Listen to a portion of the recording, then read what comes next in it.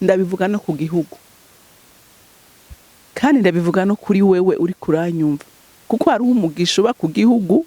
Iyo igihugu kigenze neza cubaha Imana kigakora ivyo Imana ishaka, hari umugisha uba ku gihugu, kandi hariho n'umugisha uba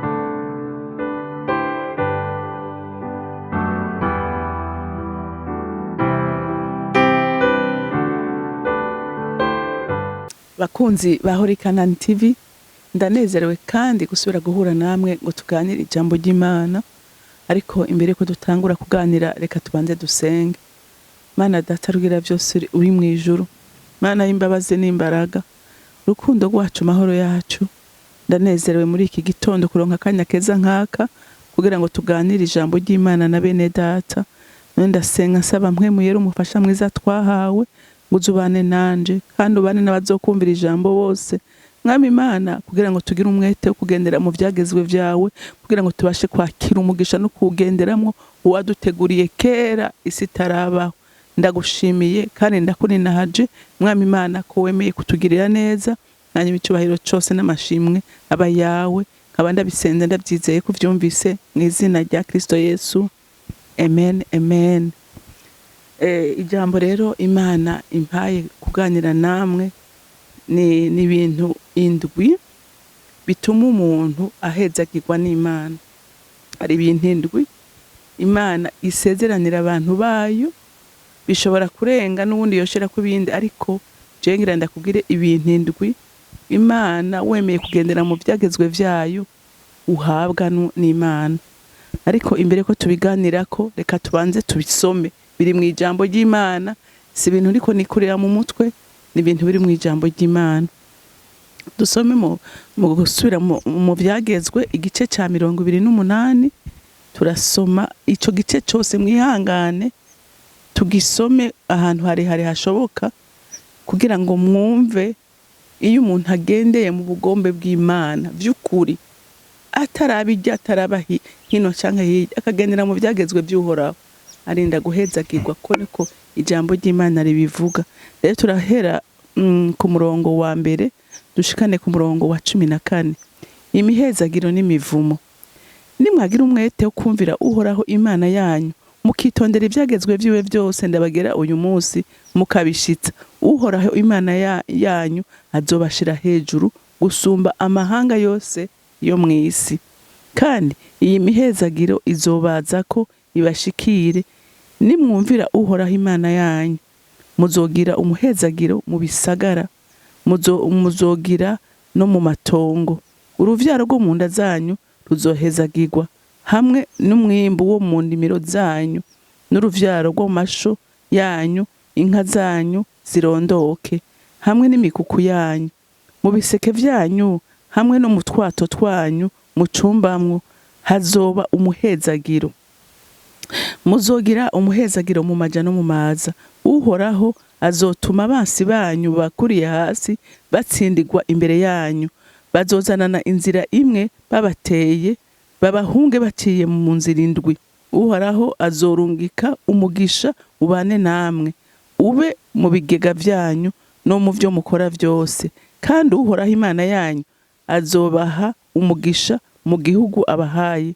Uhoraho azobahagarikira ngo mubere ihanga ryera, nk'uko yabarahiye, nimwitondere ivyagezwe vyiwe.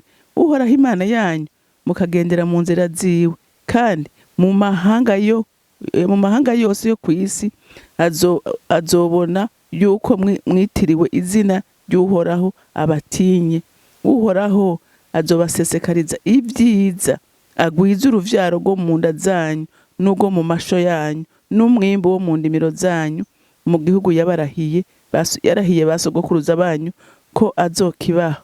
Uhoraho azobugururira ijuru, ari ryo bubiko bwiwe buninahaye, ngo ahe igihugu canyu imvura mu gihe cayo, ahezagire n'ibikorwa vyanyu vyose. Amahanga menshi azoza kubagurana, ariko mweho ntimuzoja kuyagurana. Uhoraho azobashira mu kibanza c'imbere, ntazobashira mu c'inyuma. Muzokwama muri abo hejuru, ntimuzoba abo hasi nimwumvira ibyagezwe by'Uhoraho Imana yanyu ndabagera uyu munsi mukavyitondera mukabishitsa. Ntimuhushe inzira ngo muje iburyo canke ibubamfu ngo muve ku kintu na kimwe mu byo ndabageza uyu munsi mukaja ushengerera izindi mana ngo muzisabe. Amen. Murumvise ayo masezerano uko angana. Murumva ivy'Imana ivuze ku bantu bayo bayubaha bagendera mu byagezwe vyayo. Murumva neza umugisha uzobaba kukungana. Rero ikintu ca mbere Imana yavuze ngo nzogushira hejuru. Haleluya. Kandi ivyo ndabivuga no ku gihugu, kandi ndabivuga no kuri wewe uri kuranyumva, kuko hari umugisha uba ku gihugu. Iyo igihugu kigenze neza cubaha Imana kigakora ivy'Imana ishaka, hari umugisha uba ku gihugu, kandi hariho n'umugisha uba ku muntu ku giti ciwe. Haleluya. Hari umugisha uba ku muntu ku giti ciwe iyo agenda uko Imana ishaka. Haleluya. Ngo nzogushira hejuru. Rero umuntu w'Imana ukaba by'ukuri ugomba kuba uwo hejuru. Haleluya. Gendera mu vyagezwe vy'Uhoraho. Urumva ngo nimwagira umwete wo kumvira Uhoraho Imana yanyu mukitondera ivyagezwe vyiwe ndabagere uyu munsi mukabishitsa, Uhoraho Imana yanyu azobashira hejuru gusumba amahanga yose yo mw'isi. Mwavyumvise? Igihugu cubaha Uhoraho kibico hejuru kibico hasi. Haleluya. Umuntu yubaha Uhoraho abo hejuru ntabo hasi. Haleluya. Haleluya. Imana imugirira neza igihe agendera hehe mu vyagezwe by'Uhoraho, akavyubaha akavyumvira, akemera ko Imana imubera umwami n'umurongozi. Haleluya. N'igihugu by'ukuri cemeye ko Imana ikibera umwami n'umurongozi by'ukuri, igihugu kirahezagiye, gihabwa umugisha n'Imana. Haleluya. Haleluya. Nawe by'ukuri ukabushaka kuwo hejuru, gendera mu vyagezwe by'Uhoraho, Imana izokugirira neza. Haleluya. Kandi ravuze ngo nzosesekariza umugisha. Haleluya. Mu vyukora byose, haba mu masho, haba mu kazi ukora, haba mu ndimiro zawe, Imana izomanura umugisha mu kintu cyose ukoze. Kubera iki? Kuko wemeye kurongorwa nayo. Haleluya. Ngo izosesekaza umugisha wayo. Ico ni cya kabiri. Ukaba ushaka umugisha w'Uhoraho, ibyo ukora bigatera imbere, ibyo ukora bikazobera umugisha amahanga, emera kugira iki? Kugendera mu byagezwe by'Uhoraho. Haleluya. Uwo mugisha uzogenda uba transmis de génération en génération. Kubera iki? Kubera wubasha Imana. Haleluya. Urumva izogushira hejuru ubu umenyeka, kandi umugisha ukugwireko. Haleluya. Umugisha wo mu nda yawe, umugisha wo mu masho yawe, umugisha wo mu ndimiro zawe. Uyu munsi indimiro dukora ngaha mu gisagara n'ahandi ni akazi dukora. Haleluya. Ubuzi dukora, Imana iduhaye isezerano ko abubaha Uhoraho ivyo bakora bigira iki? Bihabwa umugisha nayo. Haleluya. Haleluya. Ica gatatu, imigambi yawe Imana izokwama iyishigikira. Haleluya. Umugambi wose igituma Imana iwushigikira n'ukubera iki? N'ukubera nta kintu na kimwe uzoplanifya gukora utabanje kubaza Imana. Imana nayo ntizokwigera yemera kuhusha. Haleluya. Ntizokwigera yemera kuhusha ngo ukore ibitazokubera umugisha. Igihe uyibazira kubwira, igihe urongorwa nayo ikugirira neza. Haleluya. Ngo Imana izokwama ishigikira iki? Ishigikira imigambi yawe yose. Ikindi ca kane, nta mwasi azigera gutsinda. Haleluya. Nta mwasi azokwigera gutsinda, kuko Imana ivuga ngo ni jewe mwungere wawe. Haleluya. Ni jewe murinzi wawe, ni jewe mutabazi wawe. Ntizokwigera yemera ngo abansi bazogutera bazananye mu nzira imwe, ariko ngo ibashwiragize baciye mu nzira indwi. Bantu b'Imana, abana b'Imana turarinzwe. Abana b'Imana Imana iratwitwararika. Abana b'Imana Imana nitugwanira intambara, kandi izitugwanira tubonesha amaso n'inke usumba izo tutabona. Haleluya. Abubaha uhoraho, Imana ntizokwigera yemera ko umwansi abagendera ku gakano. Haleluya. Kuko ngo intambara ntaba ari iyawe, intambara aba ari iy'Imana. Haleluya. Kubera iki? Kubera wemeye kugendera mu byagezwe by'uhoraho. Imana nayo ntizi kwivuguruza ku ijambo ryayo. Haleluya. Imana ntiyivuguruza ku ijambo yavuze.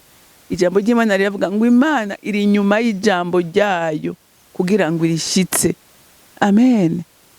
Icya gatanu, Satani ntazokwigera guhangara kuko azi neza kuri inkoramutima y'Imana.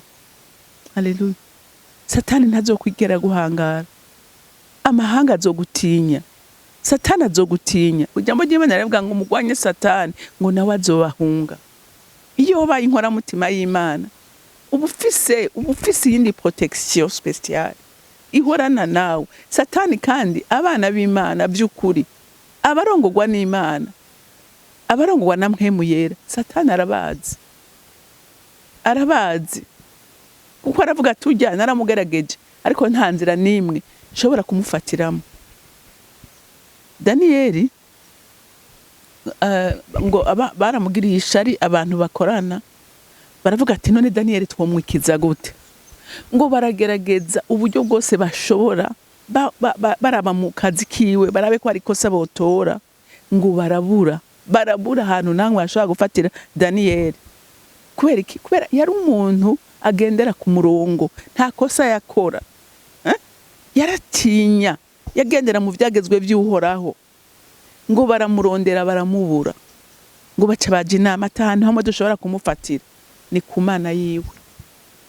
Haleluya. Haleluya. Baravuga ngo ahantu dushobora kumufatira ni ku Mana yiwe. Rero ngo baca babwira umwami ati wewe ushinga umunsi tuzosenga wewe. Imana ibindi bintu byose tureke, uyo munsi azoba umunsi wo gusenga umwami gusa. Daniyeli bari bazi ko adashobora gufukamira umwana w'umuntu, bari bazi ko adashobora gusenga ikigirwamana. Hanyuma Daniyeli avyumvise aravuga ati nta kundi sinshobora guhemukira ngo nsenge Imana yindi atari Imana muremyi w'ijuru n'isi. Ahubwo ngo acagira ngo yugurura amadirisha nono ati bavyumve ko ntahinduye, ntagize ubwoba ngo nuko bashinze iryo tegeko. Ngo yasenga 3 ku munsi, ngo yuguruye idirisha. Hama baramubwira ati Daniyeli ivyo uri kurakora nibiki? Baje kubwira umwami ati Daniyeli neza ariko arasenga yanse kubaha itegeko bashinze. Umwami ahamagara Daniyeli ati Daniyeli none wibagiye ko hari itegeko ryashinzwe ko atayindi Imana musenga? Daniyeli aravuga ati ndabizi ariko jewe sinshobora gufukamira ikindi kintu icyo aricyo cyose atari Imana. Daniyeli bamuterera hehe? Mugobo gw'intambwe. Haleluya. Haleluya. Ariko intambwe ntizamuriye kubera iki? Kubera ari inkoramutima y'Imana.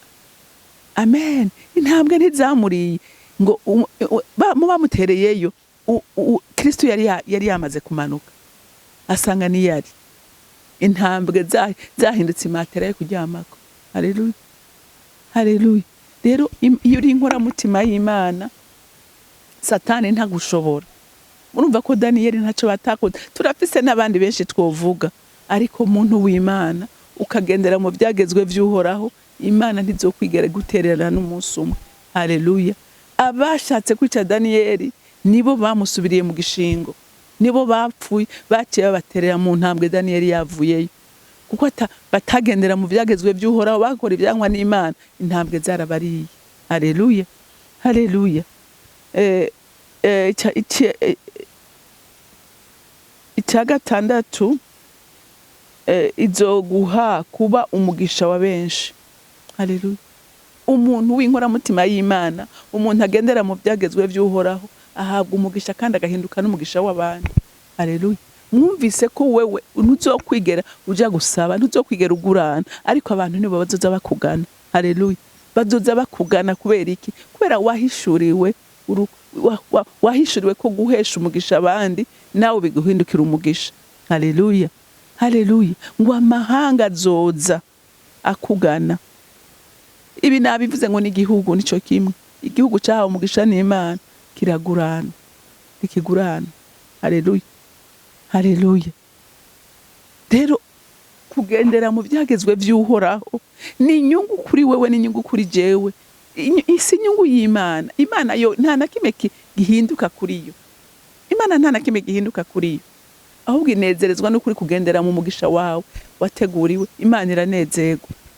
Rero ni wewe bifitiye inyungu gusumba uwundi muntu wese, kuko iri gukora uko Imana ishaka urahezagirwa. Haleluya. Hama Imana nayo ikanezerwa nuko abana bayo bariko barahezagirwa. Icanyuma, uruvyaro rwawe ruzoba ugo hejuru, rizoba ugo hasi. Uravyumva? Ukaba ushaka ku ruvyaro rwawe ruzogira umugisha, ukaba ushaka ku ruvyaro rwawe ruzohezagirwa, ukaba ushaka ku ruvyaro rwawe ruzoba rurangiranwa, gendera mu vyagezwe vy'Uhoraho. Haleluya. N'abana bawe batoze kugendera mu vyagezwe vy'Uhoraho, bavyubahe babitinye, bazobaho hejuru, ntibazokwigera babo hasi n'umunsi umwe. Kubera iki? Kubera bubashe Uhoraho. Haleluya. Rero bantu b'Imana, ukaba ushaka gukomera, ukaba ushaka kuba umugisha, ukaba ushaka ko Imana ihora ikugwanirira uko bweye nuko bwije, ukaba ushaka ko ibyawe bitera imbere, uhora n'umugisha w'Imana, ukaba ushaka ko urubyaro rwawe ruzoba amahoro, gendera mu vyagezwe vy'Uhoraho. Haleluya, haleluya. Ukaba ushaka ivyo, itandukanye, va mu bibi. Ntiwikwega kwegere ko ibintu bikuzanira umuvumo. Hari abantu benshi bikwegera ku ibintu kandi bariko bikwegera umuvumo. Igihe uri kuronka ibintu utakoreye, igihe uri kuranyaga abantu, igihe uri kurababaza imitima y'abantu, menya ko atamugisha ufise ku Mana. Nta mugisha ufise ku Mana. N'Imana irashaka guhezagira umuntu biciye mu maboko, mu bikorwa vyiwe akoze, mu kuri. Haleluya, haleluya. Ukaba rero ushaka guhezagirwa, gendera mu vyagezwe vy'Uhoraho. Iri jambo usubire urisome, uri mediteko, ni jambo rikomeye. Haleluya, ni jambo rikomeye. Uwumva ivyiza umuntu aronka iyo yubaha Imana. Usubire mu medite nawe, mwera nawe arabiguhishurira gusumba uko ndabikubwiye. Haleluya. Araza kuguhishurira. Ntamugira umwete ukugendera mu vyagezwe vy'Uhoraho kugira ngo ugendere mu mugisha w'Imana. Imana rero yo mwijuru ibampera umugisha, mugira umunsi mwiza, mwarahezagiwe. Uri gitangaza Mana, ugira neza imisi yose. Ngushimira ko atakintu na kimwe waduhishije, waduhaye vyose mu ijambo ryawe kugira ngo ridutoze indero kandi ritwereke inzira yo gucamwo kugira ngo tugendere mu mugisha wawe. Ewe wa Mana we, ndasenze ngo mpwemu yera umufasha mwiza twahawe akomeze gusigurira ijambo, arisigurira abana b'Imana baryumve cyane kandi baritahure. Kandi ndasenga Mana ngo abana b'Imana bakunda ijambo, bakunde kuba mu ijambo, kuko niho ubuzima buri, niho amahoro ari, niho umugisha uri. Uzoba ukoze muvyeyi mwiza. Ndagushimiye ko vyumvise kandi ko wemeye kubikora. Icubahiro n'ishimwe bibi vyawe. Aba ndabisenze ndavyizeye ko vyumvise mu izina rya Kristo Yesu. Amen, amen. Mwarahezagiwe. Ugira umunsi mwiza.